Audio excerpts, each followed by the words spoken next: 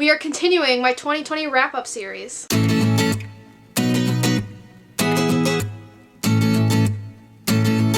Hey guys, what's up? My name is Dom. Welcome back to my channel. If you're new to my channel, I typically make bookish content, movie content, and anything else in between because I like to do whatever I want on this channel. And today we will be discussing the top 10 movies I watched in 2020. Usually I would never do this, but because I started doing movie reactions on this channel for book-to-movie adaptations and just like classics I missed out on, why not talk about the best movies I watched this year? I watched a total of 127 movies this year. It was hard to make this list just because like 5-6 of them I had in my mind right away, but finding the other 4, I had a lot of great movies to sort through. Let's just get started. We're gonna start off with number 10. Number 10 is a Disney movie because why not? And it's Frozen 2. It's obviously a sequel of Frozen, which I don't think I remember when the first movie came out, and I really don't think Disney was expecting that movie to be as big as it was, but all the children made it huge, and I don't really blame them. I actually enjoyed the first movie. I don't understand the hate it gets, because I know nowadays it's fun to hate it. I was shocked when they announced the sequel, because I was like, does it really need a sequel, or are you riding the money train?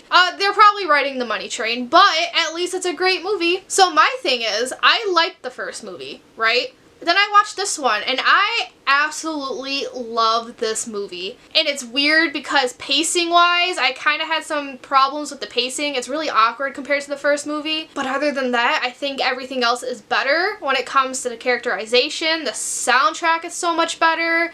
The animation is absolutely stunning. We've come so far in just... When did this come out? 2019? The first one's 2016?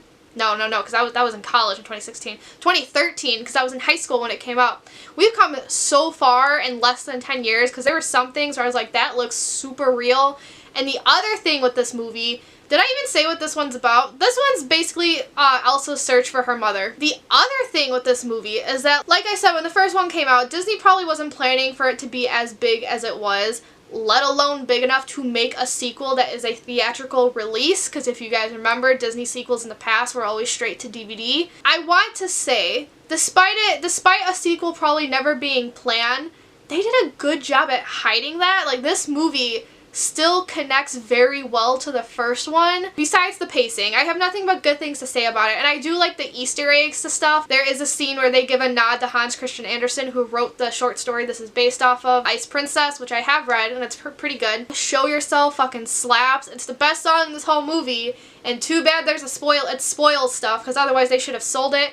And I noticed while watching it, but I thought I was just going crazy, but other people mentioned this too. It made a lot of people think of Avatar: The Last Airbender. Air, fire, water, earth. I am fully aware in Nordic mythology there's, you know, the elements of fire, wind, earth, water, just like in the Asian cultures that Avatar is inspired from, but it was funny while watching it. But yeah, great movie. I have nothing else to say about that. Number 9 just came out literally on Christmas. That is Pixar's Soul. So this movie is about a middle school band teacher who lives in New York City, and he wants to make it big as a jazz player. But then one day when he gets the news of his life, he's not paying attention to where he's going, and then he dies and becomes a soul. There was a lot of controversy when this movie was announced because there is a lot of discussion how black characters in Disney movies are never able to be human. Huge example is Princess and the Frog, how Tiana is literally a frog for like 90% of that movie, and that was an argument against this one. A lot of people were worried about it because they do show him going from human, turning into that like blue soul thing. So I was hesitant going into it, but I watched it anyway because I want to see all the Pixar movies. And I was pleasantly surprised actually how little the souls were showed. I mean, they were obviously a big part of the movie, but we saw more humans than we did the souls. Now, there is another argument, but going back to the, you know, black people not being able to be humans in their own movies. There is a part where the main character and the soul he meets named 22 get mixed up, so this is kind of a spoiler, but like it's important commentary to bring up given the controversy this movie started. 22 goes into his body while he goes into the body of a cat. So yes, take that as you will. But in those scenes, they do show the walks of life in New York. The jazz scene is huge, and I loved learning about that, the different jazz scenes. And just like any Pixar movie, the attention to detail in this is insane. Like when he walks into the barber shop, if you look close, if you like zoom in on the sign, it's not random pictures. Like it's actual, well-defined, haircuts you can find at a black barber shop. Someone pointed out if you look around the barbershop, like you can see Knicks posters, other sports posters, like it is true blue New York City. So there's the jazz music obviously, and then the music when they were in the place of the souls made me feel otherworldly. It reminds me of those documentaries they would show as kids, and you know I had the like calm music in the background that would kind of make you fall asleep. You hear it a lot at like children's museums. That's what that music reminded me of. And like every Pixar movie, there's a scene that punches me in the fucking gut, and I'm sitting there on my laptop just sobbing. I had tears streaming down my face, and it's a feel good, and it had me questioning my purpose in life. I guess that's the moral of the story. It's what is your purpose in life, and do you really need to achieve big great things, or can you enjoy the little things in life? Obviously they were pushing for a theatrical release, but then COVID hit, so they can only do what they can, so it just went straight to Disney Plus. And luckily we didn't have to pay $30 for it like we did with Mulan. I didn't have to pay because there was no way I was going to pay $30 for that movie, but moving on. I think Pixar got really lucky with the timing of this movie because given what's happened to a lot of people in 2021, you know, so many people lost their jobs. So I think given 2020, Pixar got lucky with the timing because it's a message that a lot of people need to hear right now. Because I texted my Disney roommates, I'm like, oh, who else is crying? And we all watched it, and we were all sobbing because, you know, like these past few months I've been questioning what the hell is the point. Like I went to college to study zoology for the rest of my life, and I'm not doing that right now because no one even close to my career is hiring. So what the fuck am I doing? What the hell am I supposed to do? And yet this movie was here to put minds at ease and calm you down in a sense and tell you it's all going to be okay. You know, I'm actually glad I didn't watch this in theaters and I did watch this in the comfort of my own home because it is a comfort movie. So number 8 is another animation. It's not Disney. It's called The Breadwinner. This is about a little girl and her family living in Afghanistan during the Taliban. Her father is sent to jail. Women and girls could not leave the house without a male counterpart, but her father's in jail, her brother is dead. What are her sister, and mom going to do? So, in order to fend for her family, she dresses up in her brother's clothes and pretends to be a boy daily. First off, the animation in this movie is stupendous. I absolutely adore this movie, like the art style, and if you're an animation fan, I highly recommend it for the style alone. Second, there's no other way to say it, but it's just a punch in the gut type of movie. You're gonna see that it's a common theme throughout this whole thing. I cried in like so many of these movies in this list. There's 2 plots going on. One's obviously the girl trying to provide for her family, so she's working odd jobs. The other one is where she's telling different stories, and those are actually told in different styles of animation, which was pretty cool. And it's eventually leading up to what happened to her brother, which had me sobbing. And the ending is a bit ambiguous. It's still a movie that left me satisfied, and it was a perspective I don't see a lot because I think growing up in America in a family of veterans, my education on certain wars is kind of skewed. So learning about the Taliban from the point of view of an Afghani girl, or of just an Afghani in general, I think is very important. Number 7, we have another movie that was a punch in the gut, and that will be A Silent Voice. This movie is an anime. It's based off a manga. I think it's about 7 to 9 volumes around there. And it's about this boy who bullied a deaf girl in their elementary school years, and he's either in high school or college. I think it's high school.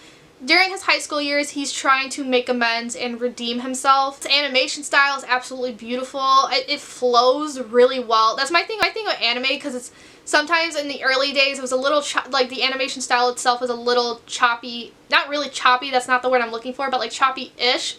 This flowed really well. I think we hardly see stories in bullies' point of view. I mean, like there's stories where we learn about bullies and, you know, we get their background, but it's still in the victim's point of view, whereas this one it is in the bully's point of view, and I think we don't get to see that a lot, and it does leave you wondering, like, if you were that mean to her, how are you gonna redeem yourself? If you are in a dark place, I don't recommend it because there's some scenes that, thank God I wasn't in a dark place when watching it because holy shit was it scary to watch, but I think it's a beautiful story about friendship, and it does hone in on the point that, you know, not everyone is irredeemable. Like we all are arguably redeemable, and if we take the steps towards that, we can redeem ourselves over time. And, you know, of course we have to want it and work for it, But again, at that point, this movie shows that beautifully. And it's also just a beautiful story of friendship, and you get to see a lot of people's point of view. I know there's some characters that a lot of people were pissed off by, like I was. Like,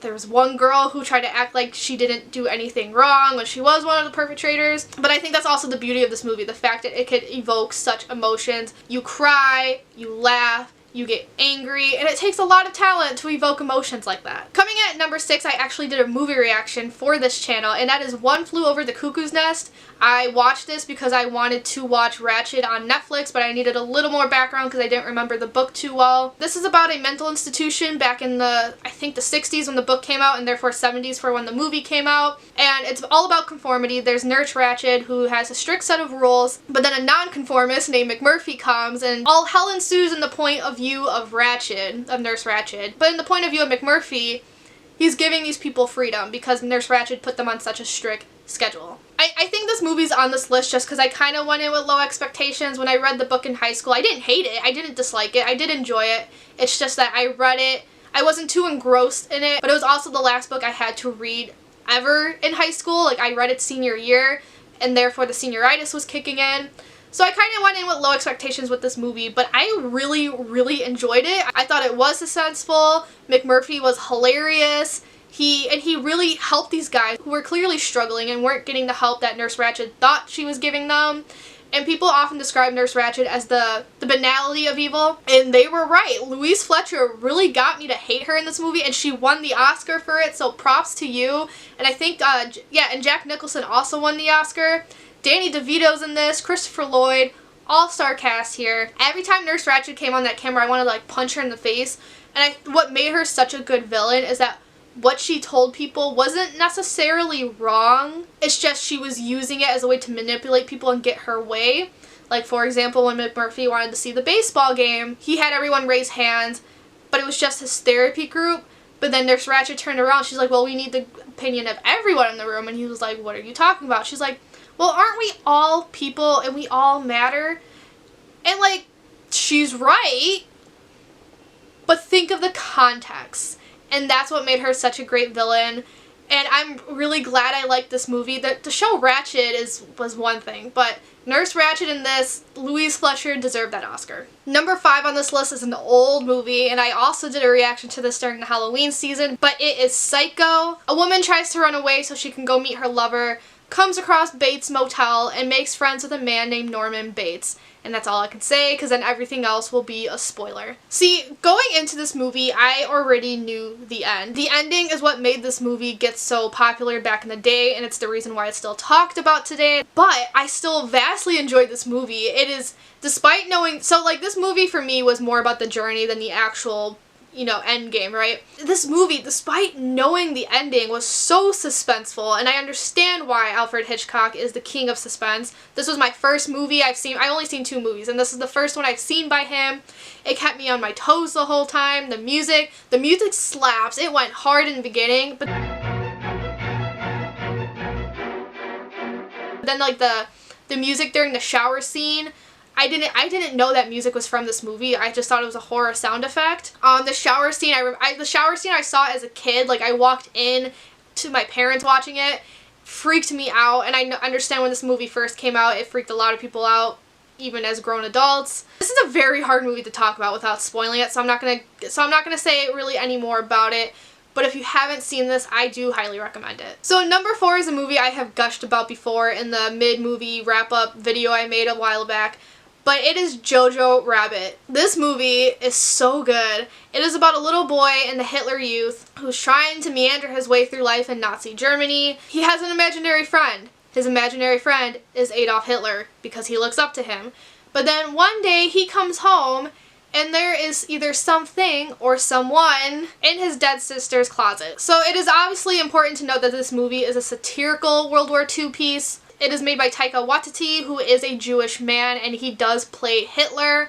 Another thing that's important to note is that the Hitler you see in the movie is not supposed to represent the Adolf Hitler. The Hitler you see in the movie is from a child's perspective. It is what a 10-year-old boy would think Hitler was like. It is hinted, so Taika Waititi's details in this movie are very minute, and it took me a second watch to see everything, and I probably still missed some things. But, like, so one of the hints that this was not, you know, the Hitler is that Hitler offered Jojo cigarettes and Jojo said, no, I'm 10. He offers Jojo cigarettes because Jojo thinks adults smoke, especially back in the 1940s, when in reality the real Hitler was not a smoker. So it's one of those tiny, tiny details you have to look out for. I have nothing, this movie was so mind-blowing. I saw it in the theaters. I went by myself, so no one got to see me cry because it's a tearjerker. It's a tragic comedy, which I think is what Taika Waititi is known for. That scene, there was just a collective gasp throughout the theater. And the build up to it was amazing because you really have to pay attention to the framing of the movie and what Waititi puts in the frames. And again, upon a second watch, because I forced my dad to watch this with me in quarantine. Upon a second watch, the foreshadowing, minus the framing, the foreshadowing to that part is there. But again, it's just the details are so small and you really have to pay attention and know your history, which is something I do appreciate about this movie. We're so used to World War II movies being educational, which obviously there's nothing wrong with that. It's just, I've seen so many World War II movies, and I've read so many books, it gets repetitive after a while, because I am pretty knowledgeable about it. This movie already knows its target audience is knowledgeable about it, and that's why he goes ham on making fun of the Nazis. The ending is also a feel-good. I'm a sucker for movies that make me cry but have a feel-good ending, which is what this movie does. And again, the reason the ending is feel-good is because it's a reference to something a character says, but it's only mentioned once. So again, if I wasn't paying attention, then like the ending would be still cute. It's just I would not have figured out the importance of it. Obviously, I think there might have been some controversy when this came out, but it's so well done. Taika Waititi is a genius when it comes to this movie. Also, never in my life did I think I'd hear a Beatles song in German, but that's how it opens up. It opens up with "I Want to Hold Your Hand" by the Beatles in German. And then his friend Yorkie is an amazing character. That kid is a comedian in the making. He has comedy in his future. His delivery was amazing. I'd argue it was even better than the guy who played Jojo. His deadpan is on point. It's just some of his commentary, because like my interpretation of the character, he's supposed to represent the innocence in the children that were forced into Hitler Youth. I have no other words other than that it's one of my new top 10 favorite movies of all time. And I cannot recommend this movie enough. So number 3, we have Moonlight. This movie won an Oscar for Best Picture a few years back, and I've been meaning to watch it since, especially because of what happened at the Oscars when they announced the wrong movie.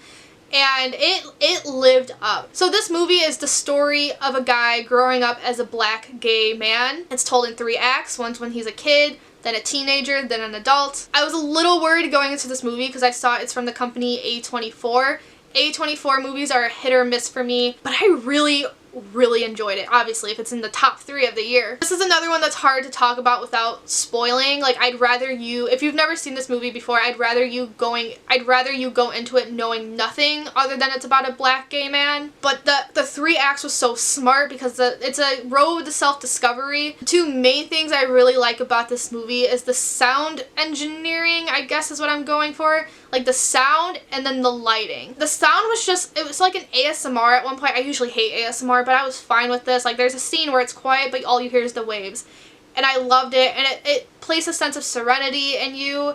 All the sounds were smartly placed. If Chiron was calm, you were calm. If he was really angry, you were really angry. Which I know sounds weird because that's what a movie's supposed to do. It's just the way this one did it was different, and it worked so well. Also, the lighting in this movie is absolutely unbelievable at times, and I could stare at single frames all day, especially that last frame with the lighting. It's a beautiful story, and this movie is superior, and it's no wonder this won the Oscar. Number 2, we have another Oscar winner, and that is Parasite. This movie is about a poor working class poverty family living in South Korea. The boy gets a job with a rich family, and he does a lot of things in order to get his family to work there too, but the rich family does not know they are related. This is another movie I was a bit worried going into just because of hype, but I was very shocked how much I liked this movie. This is another movie I really just don't know how to talk about because I was so mesmerized by watching it. I think I need to do a rewatch in order to do a proper discussion about it. But it's the social commentary is what really got this movie to where it is today, because it rings true for a lot of people, not just in Korea. And like the plot twist in this movie, that ending, and just it's a kind of ending where you want to feel hope, but then you don't. You feel a sense of doom. Every decision the director made in this movie is just absolutely smart, and obviously does bring home the fact that people need to expand their horizons and watch movies that aren't necessarily in English, because I think that's a common argument I see here a lot. My own family members make this argument. They're like, we don't want to watch foreign films because we don't want to read subtitles. And it's like, bro, you are missing out on so many great movies. Number 1 on this list is another animated movie, and you know what? It's a fucking Christmas movie, because this is where we're at. 2020, you know how it is. But my number 1 movie is Netflix's Klaus. This movie's about a man who's a spoiled brat, so his father, in order to teach him a lesson, sends him up to like a fictional area of Scandinavia, of northern Scandinavia, where he has to open up a post office, and he eventually becomes friends with a toy maker, which is the long-winded explanation. The short explanation is that this is a Santa Claus origin story. And it's like, why is this number 1 and not, you know, Parasite or Moonlight or Jojo Rabbit? This is number 1 because I love Santa Claus stories, the ones that prove they're real, but like I like the comedies too, like Tim Allen's Santa Claus, but it's the like the serious-ish ones, like the feel-good ones. Is that what I'm going for? But you know, like the tone of the Polar Express. Like the Polar Express is my favorite Christmas movie of all time. So it's the Santa Claus stories with those tones. The animation in this is also amazing. Someone asked Netflix 2D or 3D, and Netflix just said yes. That's the best way to describe this animation. I cried. It's a feel-good. You know, I'm a sucker for those movies. I didn't expect to cry, but then it's the scene where the first kid gets a toy. The music that accompanied that scene, the tears I shed, and I was like, oh, it's gonna be one of those movies. It's another movie where like every choice was genius. The animation style, great. That's what caught my attention in the first place. The way the legend started, according to this movie, I thought were very well done, because it kind of proves the point that kids exaggerate things, but they truly believe in anything magical. At the end of the movie, you find out what Santa Claus really is, and I thought that was a genius choice. I've never seen that before. The last line of the movie, man, made me cry. I sobbed my way throughout this whole fucking movie. We love Christmas movies that make me cry, and this Christmas movie was well needed after this shitty year. So yes, it is number 1 because I can see myself watching this every Christmas for the rest of my life, and I love animation. And it's something I needed after a shitty year. So that is it. These were my top 10 movies that I watched in 2020. Let me know down in the comment section below what your favorite movie was, because I need more recommendations. I'll look forward to my worst movie list, then look forward to the tier ranking of all 127 movies, look forward to the tier ranking of all the TV shows I watched this year, last year, whatever, I watched 22. I think that's about it, so thank you guys for watching. If you liked this video, give it a thumbs up, comment, subscribe, y'all know the drill. And without further ado, I'm going to peace out, and I'll see you guys later. Ciao a tutti.